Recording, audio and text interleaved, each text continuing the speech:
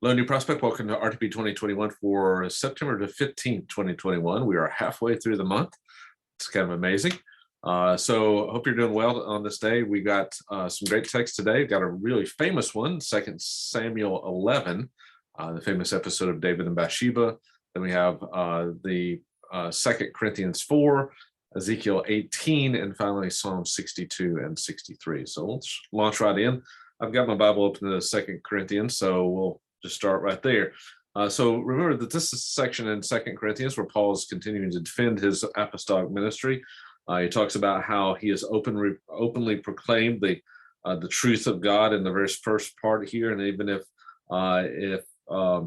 his message is not received or is hidden, as he says here, if it's veiled to those who are perishing by ultimately the God of this world blinding the minds of those who are unbelieving. And then that kind of goes through verse 6. And then in verses 7 through 18, Paul switches to explain his suffering, which was probably a cause for some to doubt his qualifications as an apostle. Why are you suffering so much if God has called you? And Paul explains here that suffering is actually part of his ministry. It's happening for their sake. Paul argues in verse 9, for instance, we're crushed, and all these things that are happening, struck down, are not for our sake, but to manifest Christ among them.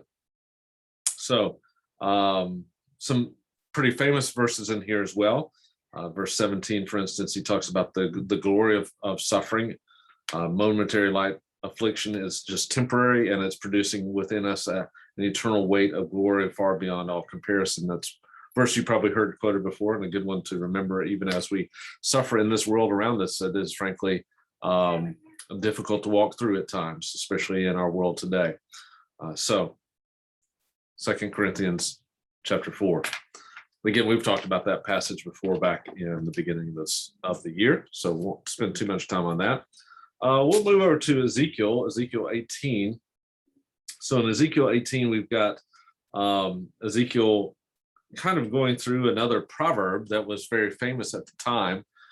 This is one that you probably remember from a very famous passage in Jeremiah 31, which is the New Covenant passage.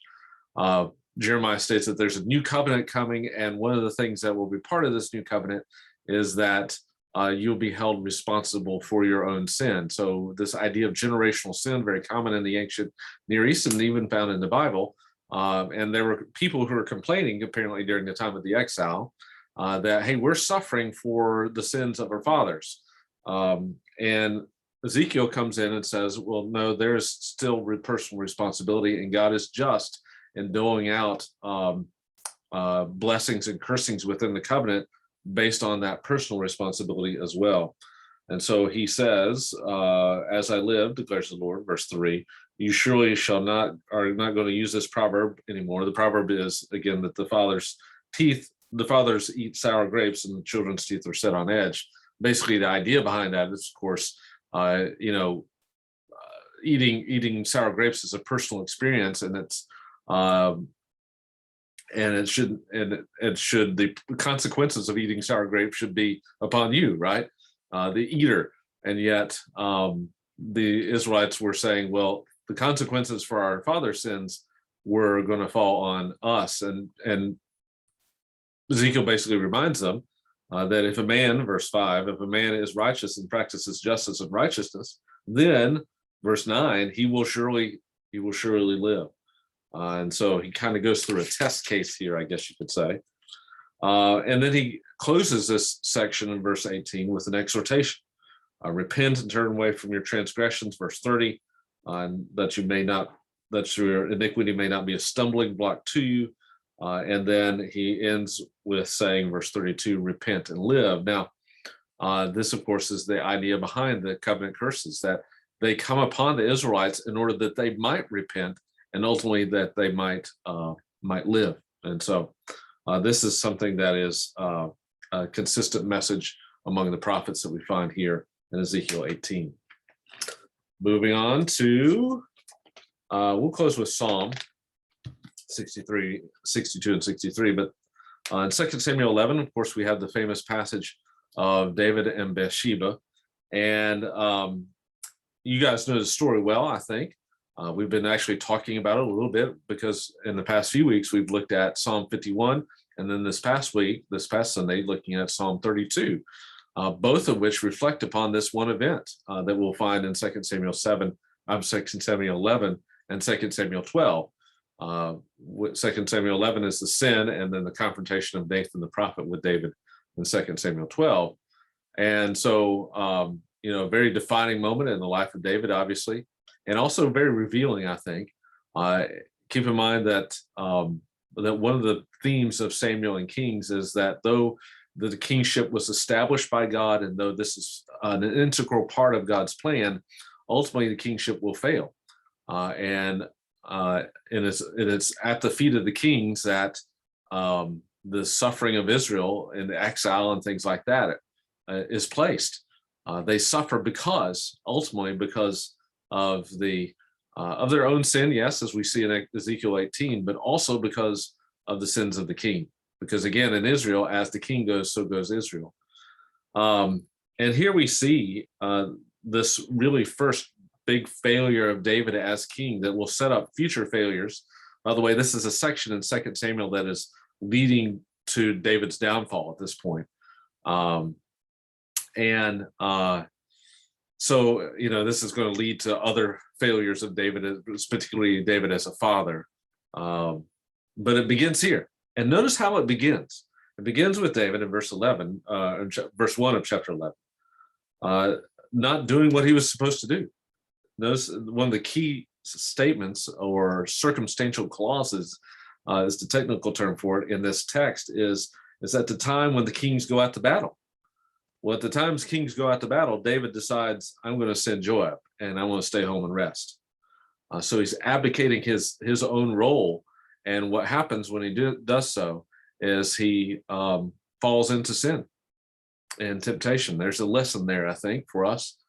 But also what I would say there is that, once again, I think we're seeing that this is setting up for the future of Israel, where many kings will abdicate their role as the king of the nation and leading the nation, not just militarily, but also spiritually. And that, of course, sets up for that messianic hope ultimately. So within Israel. So this is all at the hand of God, using these events for his purposes. What else can we say? Oh, yeah. Let me also just make a general comment. It starts with chapter 9, but especially here is something that scholars have sometimes called the succession narrative, which is speaking of how David is failing at the end of 2 Samuel, and Solomon is getting ready to become king. I don't like that term, although it does set us up for the succession of Solomon. But I do think what this section of narrative becomes for Israel is something of a parable for Israel as a whole. Just like David is almost a symbol for Israel. Indeed, the Davidic kings, as we just mentioned, were symbols for Israel. And they represented Israel. And David starts out well, just as Israel started out well, was blessed by God, just as Israel was blessed by God. But David falls, just as Israel would fall, because of the sin of adultery. And of course, for Israel, as we learned in Ezekiel in the past couple of days, it's the sin of spiritual adultery that caused Israel ultimately to fall. So in a sense, David is a parable for Israel. He's obviously a real historical figure, but he's also representative of the greater failings in the nation itself. So, but this is a great text. Finally, I think I would say it's a great text also to read in conjunction with the text that we've been looking at in our sermon series the past few weeks with Psalm 51 and Psalm 32, just to give you some context for the depth of feeling that David expresses in response to his own personal sin. So, 2 Samuel 11. That brings us finally to Psalm 62 and 63. Now, these two Psalms hopefully should be fairly familiar to you. Psalm 63, especially since a few weeks ago, I preached on this text, and I think the sermon title at the time was Holy Aspirations. In other words, this is a text that establishes for us some aspirations. David models for us, I think, aspirations that we should have in our own spiritual walk. And I believe my points were that we should aspire to admire God as David does, to desire God as David does, and then finally to what was the last point? To trust in God as David does. And of course, this famously begins Psalm 63, that I will earnestly seek you, my soul thirsts for you, and so on and so forth. Psalm 62 is one I actually talked about in prayer meeting, Wednesday night prayer meeting a few weeks ago. And it's also one that a long time ago I preached at New Prospect. And Psalm 62 is a psalm of trust that has as its theme, and you'll see this as you read through it, the repetition of the word only. And so it's really focusing, and this becomes kind of the leading word of the text. So as you read through it over and over again, that word only is repeated. Only God is his trust. Only God is his rock and salvation. So it's really stressing that sole dependence of the psalmist on God, in this case, of course, David. The other thing that and I pointed this out in the prayer meeting that we had a few weeks ago, is that in verses, you'll probably notice in this text that verses 1 and 2 and verses 5 and 6 are the same. And it expresses, again, that confidence in God alone. But notice what it surrounds. In verses 3 and 4, he talks about how he's being assailed by these who only, there's that word again, only want to thrust him down from a high position, only want to murder him, and he feels like a city under siege. He's like a leaning wall or a tottering fence. So you can imagine siege implements against the wall of this David as he's experiencing this suffering. But notice what happens in this text literarily, in a poetic sense, by framing, this is again that term inclusio, where you have bookends, by framing verses 3 and 4 with verses 1 and 2 and 5 and 6, which are the same verse, the same wording in both of those. What the author is doing here, what David is doing here, is he's laying siege to the siegers in a literary sense. So it's surrounding these enemies of his. So his confidence in God surrounds his assailants.